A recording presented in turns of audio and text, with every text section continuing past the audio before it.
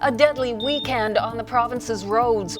A couple died after their motorcycle crashed. A 20-year-old man is dead after his car crashed. Well, Debbie, one 18-year-old lost their life on Friday evening. People see in the news, they see this collision that happens, so that's all people remember. You know, there's certain images that I will never be able to forget. No one ever thinks that this is going to happen to you.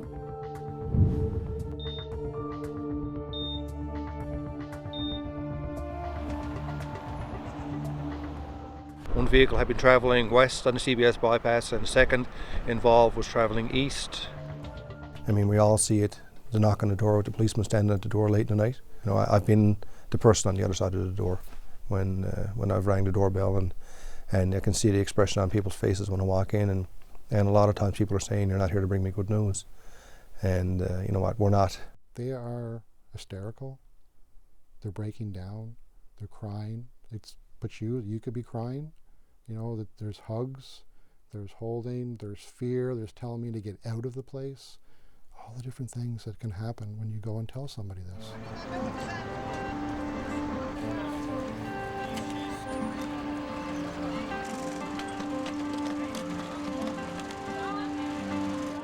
When my telephone rings, my work phone rings in the middle of the night, I know that it's never a good call. A vehicle was traveling south in the northbound lane.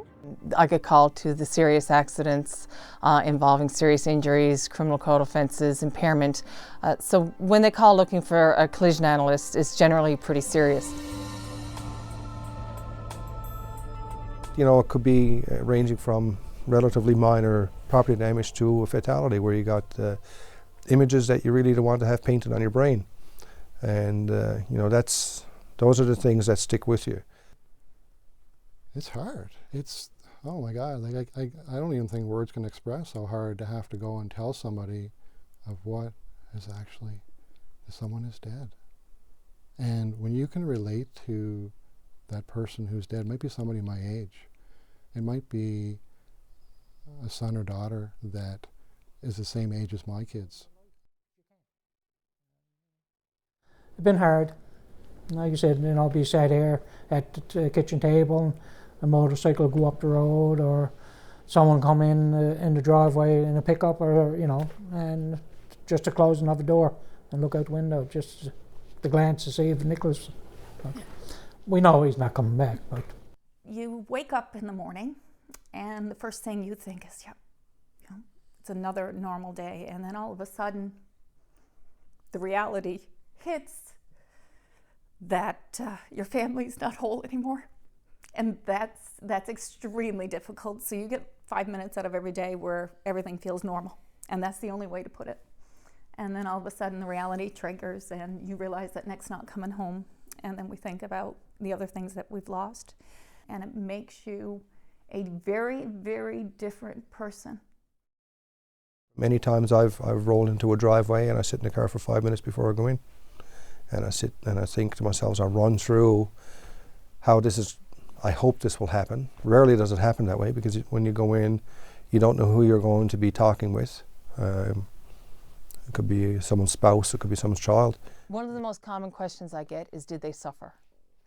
And I have to sometimes tell them the truth and say that, you know what, they were alive at the scene, and unfortunately they passed away on the way to the hospital, or they died at the hospital. Other times, if it's a death where the death occurred at the scene, then thankfully we know that they didn't suffer. Those types of things are really important for the family to know. And also, when we're sharing the information, it's important for them to know if somebody else was involved.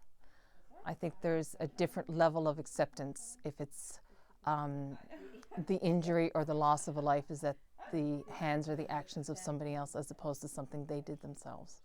Because when times were hard, Mom would give back to them. Like, the years doesn't seem like I'll be 8 years this year, but it doesn't seem that long ago. The most difficult thing that I find is that he died alone without either one of us by his side. That's what I find the most difficult.